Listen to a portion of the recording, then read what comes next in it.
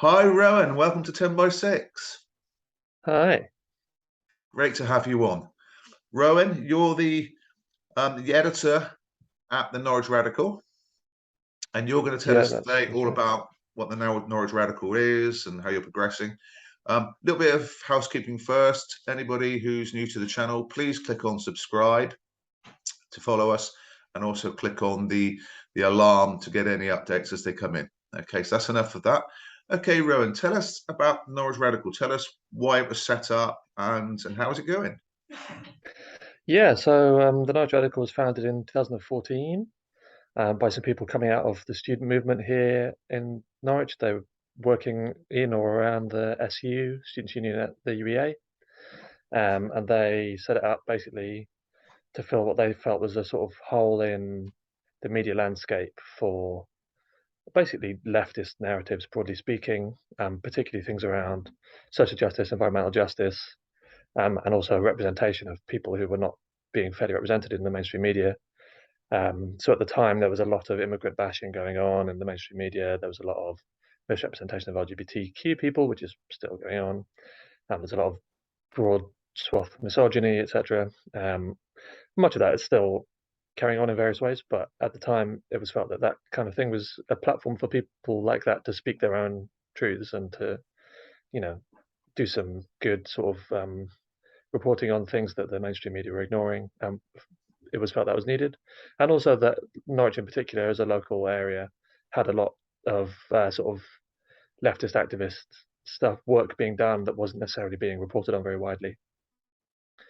So that was kind of the impetus behind it then, and it's obviously been 8 years now, so things have changed a lot.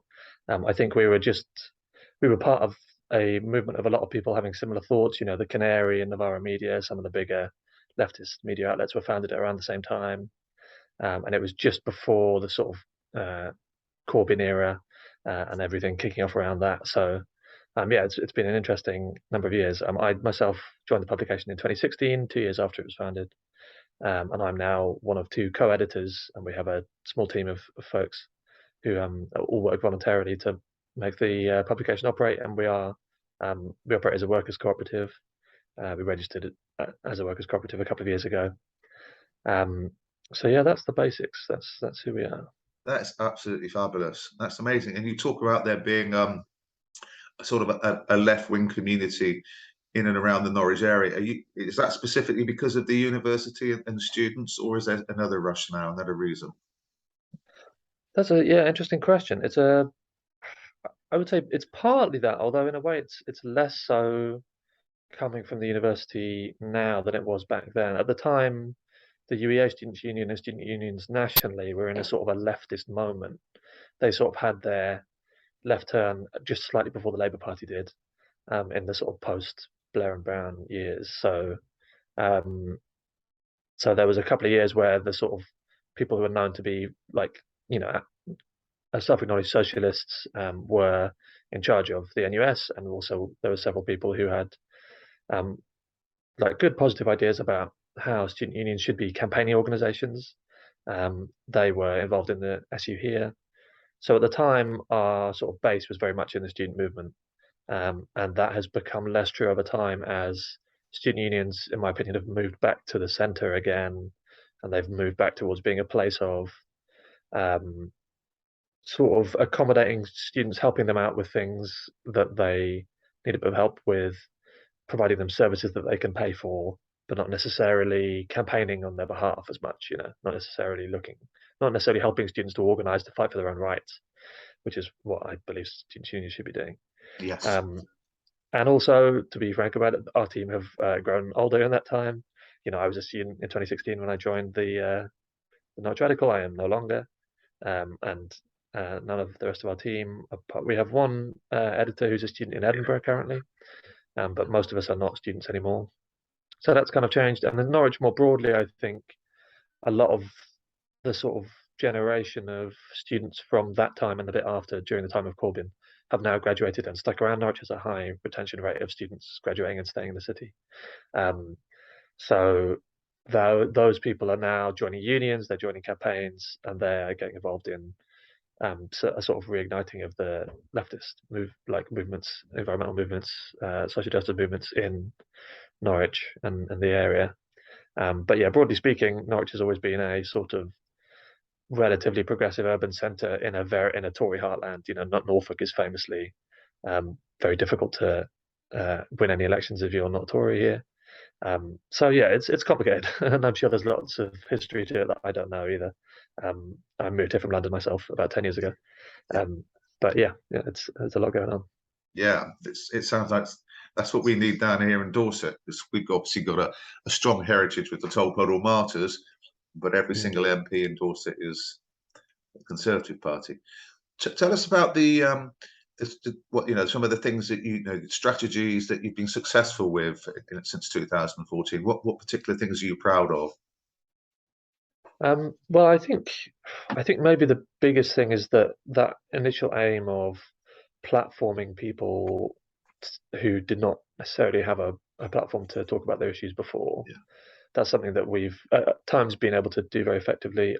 One big thing that comes to mind is we've had a lot of coverage of Roma and traveller rights on the Norwich Radical over the years, primarily through one of our writers and his connections, who's from a Roma traveller background. And I think some of the stuff we published in that realm has been able to be spread very widely, and we've received a lot of messages of appreciation from people who don't see their way of life and their perspectives represented very much in any kind of media at all. Yeah. So we're very pleased to have been able to do that, and that was a straightforward success of our simple model, which is if you want to write something, if you're happy to do it in a sort of quick, fairly straightforward way, without worrying about the pressures of massive media, um, and also if you're happy to do that without being paid, because we're not able to pay anybody, we can publish that, and we can get your words to people to maybe to a small degree, but more than if you said nothing. And that is a model that can have limited success. Obviously, financial barriers are significant for independent media, and no less for us. And we always often struggle with not having time to do things or the people to do things, because everybody does it unpaid. But I think in that area, we've had on occasion been able to have some real successes in platforming those voices that wouldn't get heard elsewhere. Fabulous. And they're providing that agency, like you say, is one of the things that the independent media is particularly strong, and one of the things that the corporate media is particularly weak on. So it's about all of us working together, like you say, to increase the empowerment. That's brilliant. Just finally, then, Rowan, in terms of going forward, have you any strategies, any ideas, in terms of the short, medium, long term, how Norwich Radical is going to progress? Yeah, I mean, it's an interesting moment for us. As is often the case with a voluntary organization, we have peaks and troughs. Sometimes we have lulls in how much we can do based on how much time people have. I think we're in a bit of a trough at the moment, partly because of the sort of coincidental things about people's lives, but also the political situation at the moment. Many people are finding quite discouraging, and also feeling that they need to lend their time more to paid work because of the cost of living crisis, myself included, to be honest. So we've not had as much time this year to work on moving the Norwich Radical forward as we might have liked. But as I mentioned a couple of years ago, we registered as a workers' cooperative, which is a big step for us, and we were really pleased to get that done. And we also last year and the start of this year set up a sort of membership funding model where people can contribute to us directly through a platform called Steady, which has had has not been a massive hit. We're not raking in lots of cash, but it's enough to cover our basic costs, pay for our website, that kind of stuff. I didn't mention, but we're entirely online, so our costs are relatively low, but having them covered is really useful. So I think we're in a place now where we have most of what we need to make the publication sort of sustainable into the long term. And what we have a bit less of is the people hours to put in to figure out what that actually is going to look like. So I'd say we're in a bit of a liminal phase at the moment, but that's okay. The publication's kind of always operated that way. Yes. And that's often the way with small voluntary, independent organizations. Things shift and change. They can shift and change quite quickly. At other times they happen quite slowly. and that's kind of the way of it. You know, we don't need to be ever growing big juggernaut of media, you know, but that's not what we're in it for. Yeah. So yeah, so the future's a little uncertain at the moment, but I think there will be a future for the Norwich Radical. I'm optimistic about that. Fabulous, fabulous. Well, thank you so much, Rowan, for coming on 10 by 6. What you're doing is absolutely amazing, and long may it continue.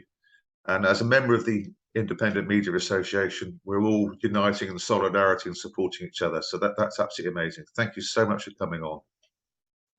Thank you.